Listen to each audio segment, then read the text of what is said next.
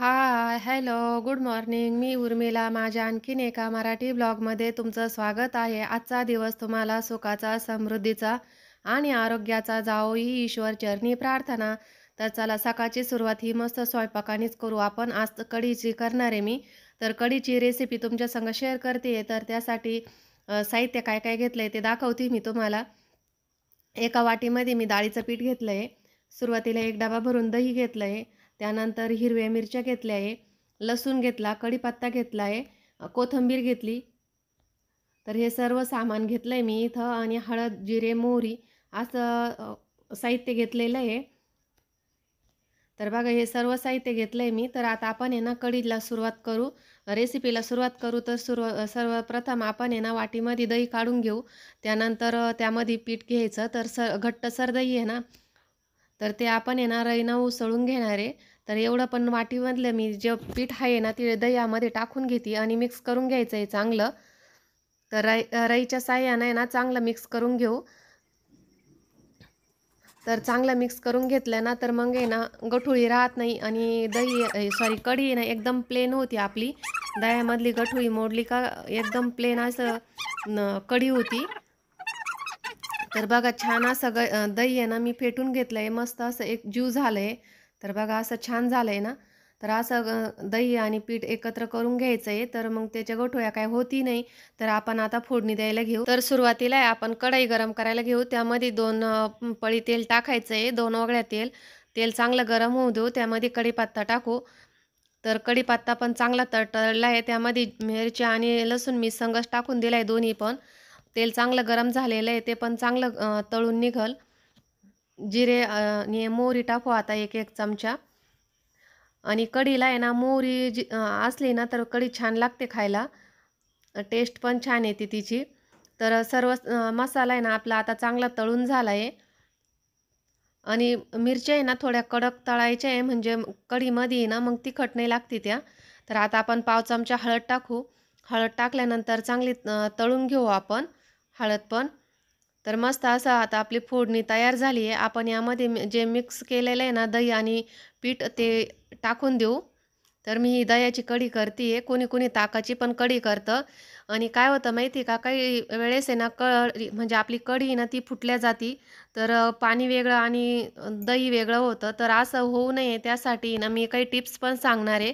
तर पुढं सांगते मी तुम्हाला. तर आता आपण पाहिजे ते प्रमाणात पाणी टाकून देऊ. आपल्याला कशी पाहिजे, काही ठिकाणी असे म्हणजे जास्त घट्ट बी नाही, जास्त पातळ बी नाही. बाजरीच्या भाकरी संग खायला मस्त असं मीडियम कढी करणार आहे मी. तर यामध्ये ना थोडंसं पाणी अजून टाकते.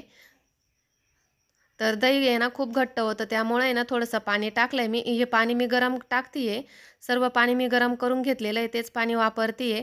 तर मस्त आता आहे ना कढी उकळू देऊ आपण. तर कढी फुटते ना तर त्यासाठी काय करायचं, अगोदर आहे ना मीठ टाकायचं नाही, शेवटी शेवटी मीठ टाकायचं. कढी चांगली उकळू द्यायची. ही महत्त्वाची टीप आहे. कारण आहे ना आपण जर अगोदर मीठ टाकलं ना कढी आपली ना फुटून जाती. म्हणजे पाणी वेगळं होतं आणि जे दही असतं ना ते वेगळं होतं. तर चांगली उकळी आल्यानंतरच मी मीठ टाकलं आहे. आणि मीठ टाकल्यानंतर आता आपण कोथिंबीर टाकायची. परत 5-1 मिनटं चांगली उकळू देऊ आणि त्यानंतर आता आपण कढी उतरून ठेवू. तर कढी म्हणजे एवढा वेळ नाही लागत ती कढी करायला. थोडीशी 5-10 मिनिटातच कढीची ही भाजी आहे ना आपली होऊन जाते. तर मस्त अशी घट्टसर कढी झाली आहे आपली आणि भरपूर अशी उकळली तरी पण कढी अजिबात फुटली नाही आहे. तर आता मी भाकरी करून घेते, कढी उतरून ठेवती. तर बघा सकाळच्या जेवणाला आहे ना मस्त आम्ही सकाळचा बेत आहे ना मस्त अशा गरमागरम बाजरीच्या चुलीवर आहे बाजरीच्या भाकरी आणि कढी करणार आहे. जेवण कढी केली. तर कढी बरोबर आहे ना मिरचीचा ठेचा आणि बाजरीची भाकरी एकच नंबर लागते. नक्की करून बघा तुम्ही. तर आता मी बाजरीच्या भाकरी करून घेते आणि त्या पण चुलीवरच करणार आहे भाकरी पण, आणि मिरचीचा ठेचा पण चुलीवरच करणार आहे. पण मिरचीचा ठेचा आहे ना बाजरीच्या भाकरी झाल्या का त्याच तव्यावर करणार आहे नंतर. तर आधी भाकरी करून घेणार आहे. तर मस्त असं सकाळचं वातावरण आहे. सकाळच्या असं मस्त वातावरणामध्ये आणि ऊन पण पडलेलं आहे ना, तर उन्हामध्ये कढी आणि बाजरीच्या भाकरी खायला खूप छान लागते. आणि त्याच्यात मिरचीचा ठेचा. तर मिरचीचा एकदम कवळ्या कवळ्या मिरच्या आणलेल्या आहेत ठेचा बनवण्यासाठी. तिखट मिरच्या जर असल्या तर ठेचा पण आपला तिखट लागतो, त्यामुळे आहे ना मिरच्या पण कवळ्या घेऊन आली मी ठेचा बनवण्यासाठी. तर सुरुवातीला आहे ना अगोदर मी भाकरी करून घेते आणि त्यानंतर ठेचा बनवती. तर मस्त आता भाकरी करते मी. तर तुमच्याकडे काय मेनू आहे आज सकाळचा तोही मला कमेंट करून नक्की सांगा. तर आमच्याकडे असा मेनू आहे कढी आणि बाजरीच्या भाकरी. तर आता आहे ना भाजी झाली, भाकरी झाल्या, कढी केली आहे. तर त्याच्याबरोबर हिरव्या मिरचीचा ठेचा करायचा आहे. तर मिरच्या घेतले, लसूण आणि मीठ घेतले. तर इथं आहे ना खडे मीठ वापरायचं आहे. तर सुरुवातीला आपण मिरच्या भाजून घेऊ. आणि भाकरी केल्या तव्यावरच मी रगडा करते. तर तवा चांगला तापलेला आहे.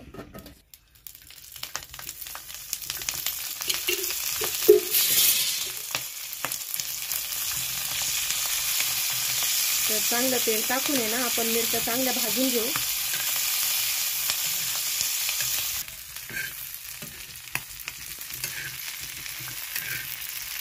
मिरच्या आहे ना चांगल्या भाजल्या. यामध्येच लसूण टाकते. लसूण पण चांगलं भाजून घ्यायचं.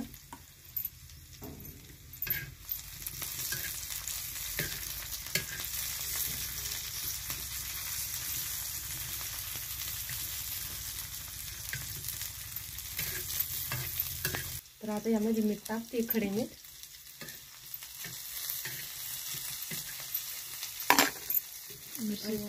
तांब्याने ना आपण रगडून घेऊ. तर आहे ना आपण आता तांब्याने रगडून घेऊ मिरच्या. तर गरम तव्यावरच आणि खडे मीठ टाकलं ना तर असं मिरच्या जर भाजून घेतल्या ना तर मिरची रगडायला काहीच टाईम नाही लागत. 5-1 मिनिटातच मिरची चांगली बारीक रगडून जाते. पण ही तव्यावरची मिरची ना खायला एकच नंबर लागते. नक्की अशी मिरची करून बघा. तेल भरपूर टाकायचं वाटायच्या वेळेस, त्यामुळे आहे ना ती पटकन वाटल्या जाती. आणि तवा चुलीवरून उतरायचा नाही, चुलीवरच ठेवायचा. म्हणजे गॅसवर ठेवला ना तुम्ही तरी चालेल. तर अशा प्रकारे ना बारीक मिरची होऊन जाते ती. आणि ह्यामध्ये ना आता थोडंसं तेल टाकून आणि परत आपण मिरची ना परतून घेऊ. म्हणजे तिचा राहिला तो तिखटपणा आहे ना तो पण कमी होऊन जाईल तेलाने आणि परतल्यानंतर. तर तेल ह्या मिरचीला आहे ना तेल थोडं जास्तच लागतं. तर जास्त तेल असलं ना थोडी कमी तिखट लागते. म्हणजे लागतच नाही. कवळ्या मिरच्या जर घेतल्या ना थोड्या तिखट जर घेतल्या तर मग तिचा तिखटपणा कमी होतं. जाड्या मिठानी ना काय होतं म्हणजे खडे मिठानी तर आपली मिरची ना एकदम बारीक रगडल्या जाते. अशा प्रकारे बघू शकता, तुम्हाला जवळून दाखवते किती छान अशी बारीक रगडली ती. तर बघा अशा पद्धतीने ना आपण गावरान मिरचीचा ठेचा गावरान पद्धतीने बनवला आहे. आमच्याकडे याला ठेचाच म्हणतात, काही काही ठिकाणी खरडा पण म्हणतात. तर असा खरडा आहे ना भाकरी बरोबर खायला खूप छान लागतो. कढी, बाजरीची भाकर आणि खरडा खूप छान लागतो. नक्की अशा पद्धतीने करून बघा. आणि असा करायचं जर मळ्यामध्ये नेला ना तर खूप छान लागतो. तर चला आता स्वयंपाक झालाय सर्व. आता बाकीची कामं. तर त्यानंतर आपली स्वयंपाक वगैरे झाल्यानंतर आपली दररोजचीच कामे धुणं भांडी ती करून घ्यायची. आणि आमच्या शेजारी इथं मेंढ्या आलेल्या आहे, मी तुम्हाला दाखवते. खूप छान अशा चरताय सकाळी सकाळी असंच म्हणजे इथं वावरामध्ये चरताय. त्या चरायला सोडलेल्या आहे ना. तर खूप छान वाटतंय अशा वातावरणामध्ये. बघितलं ना, वातावरण पण खूप छान आहे. आणि सकाळच्या वातावरणामध्ये मस्त अशा मेंढ्या आहे ना चरताय इथं. आमच्या शेजारीचे घरा शेजारीच आहेत.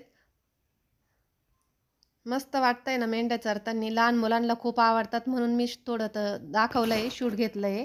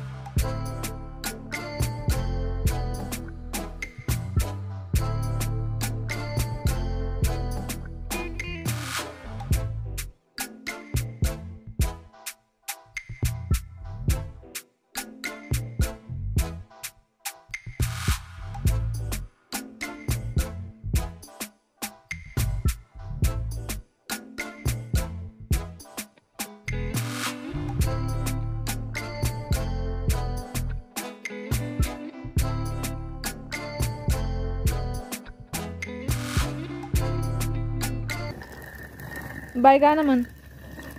गाणं म्हणू. पहिली माझी